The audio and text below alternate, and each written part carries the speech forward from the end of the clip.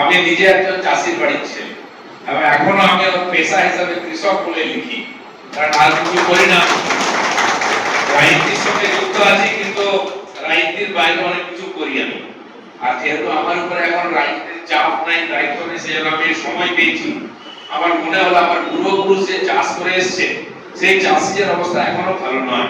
আমি চাষার বেটা হিসেবে যদি তাদের কিছু করতে পারি, সেই জন্যই আজকে আপনাদের এখানে ডাকা। আমি খুব গর্বিত যে আপনারা আমাদের ডাকে এসেছেন এখানে। যে পাট চাষ, আমি খুব ছোটবেলায়, আমার বাড়ি মেদিনীপুরে, আপনারা জানেন, সেখানে পাট আর শন চাষ হতো। শন হয়তো আপনারা জানেন না, সাদা সাদা হতো। প্রধান অতিথিকে পেতে আপনারা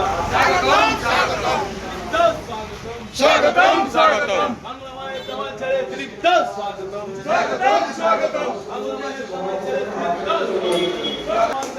দাস স্বাগতম স্বাগতম স্বাগতম বাংলা মায়ের দেওয়াল ছেড়ে দিলীপ ঘোষ স্বাগতম স্বাগতম বাংলা মায়ের দেওয়াল ছেড়ে দিলীপ ঘোষ স্বাগতম স্বাগতম বাংলা মায়ের দেওয়াল ছেড়ে দিলীপ ঘোষ স্বাগতম স্বাগতম স্বাগতম তোমার নেতা আমার নেতা দিলীপ ঘোষ স্বাগতম স্বাগতম স্বাগতম তোমার নেতা আমার নেতা দিলীপ ঘোষ স্বাগতম স্বাগতম স্বাগতম